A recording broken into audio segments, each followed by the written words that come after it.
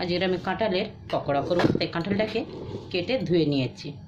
এবার আমি এখানে দিয়ে দিলাম একটা আলুকে ছোট টুকরো করেছি, কাঁঠালটাকেও ছোট ছোট কেটে নিয়েছি, কুকারের মধ্যে দিয়ে দিচ্ছি সবকটা একসাথে। এবার আমি একটু হলুদ আর নুন দেবো, একটা সিটি দিয়ে তারপর ঠান্ডা হয়ে গেলে মেখে নেব।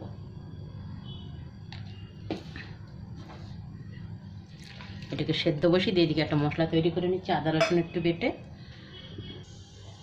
এবার আমি কুকারটা খুলছি, একটা সিটি দিয়েছি। এবার ঠান্ডা করে নিয়ে এঁচোড় আর আলু মেখে নেব। খুব ভালো সেদ্ধ হয়েছে। এবার আমি ছান্নির মধ্যে এটাকে ঢেলে নেবো সবগুলো একসাথে।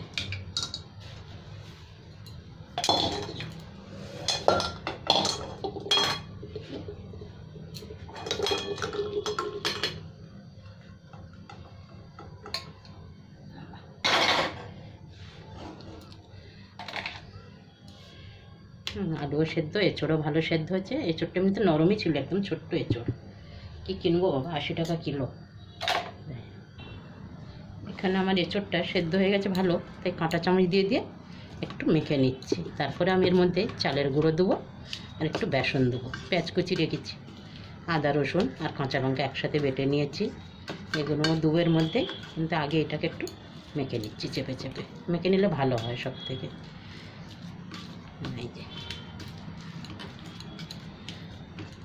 এরকম করে একটু মেখে নিতে হবে আমাকে। এবার আমি ধনেপাতা, এখানে আমার তাজা ধনেপাতা নেই, শুকনোটা দিয়ে দিলাম এখন। এই যে 1 চামচের মতন। এবার দেবো 1 চামচ আমি আদা রসুন আর কাঁচা লঙ্কা বাটা, এটা দিয়ে দিলাম। এবার আমি ধনে পাউডার দিচ্ছি। এবার এখানে জিরে পাউডার, অল্প একটু নুন দিচ্ছি, কেন নুনটা তো আগে দিয়ে সেদ্ধ করেছি, একটু দিয়ে দিলাম। এখানে লঙ্কার গুঁড়ো, একটু ঝাল ঝাল হবে তবে ভালো লাগে, 1 চিমটি হলুদ দিলাম। এবার আমি 4 চামচের মতো বেসন দিয়ে দিচ্ছি।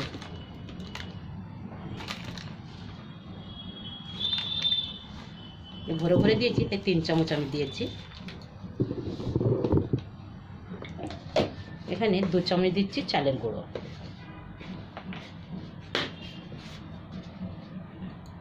এবার ভালো করে হাত দিয়ে মেখে নেবো এটাকে। এগুলো সব গুছিয়ে দেবো।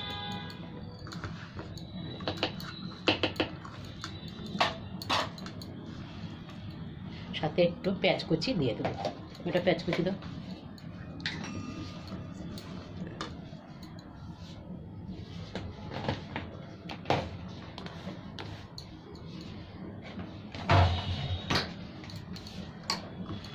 খুব ভালো করে এবার এটাকে মাখতে হবে আমার।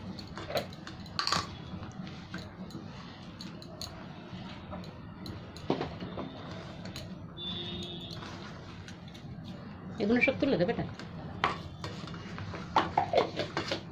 দিয়ে গ্যাস অন করে দাও।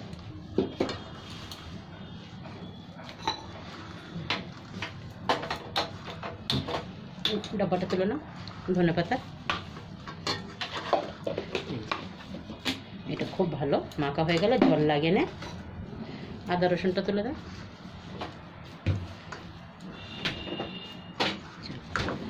এবার আমি একটু হাতটা ধুয়ে নেবো, নিয়ে একটু মন্ড বানাবো সব ছোটো ছোটো করে।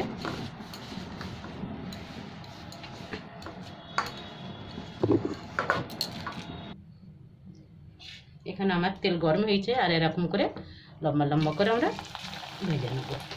বানাচ্ছি, একটা কাটলেটের শেপ দিচ্ছি।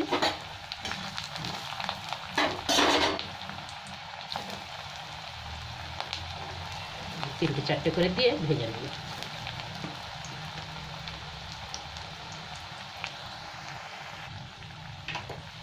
এখানে কাটলেটগুলো আমার সব ভাজা হয়ে গেছে, এরকম লাল লাল করে সব উঠিয়ে নিচ্ছে আবার তেলের থেকে। নিয়ে আরও কিছুটা আছে, এগুলো এরকম করে ভেজে নেব।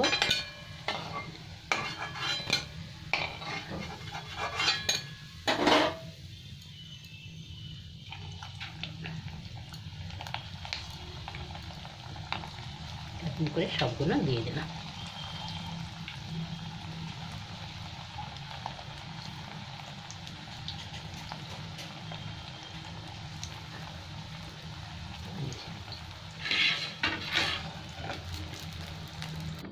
এঁচোড়ের কাটলেট আমার হয়ে গেছে গরম গরম।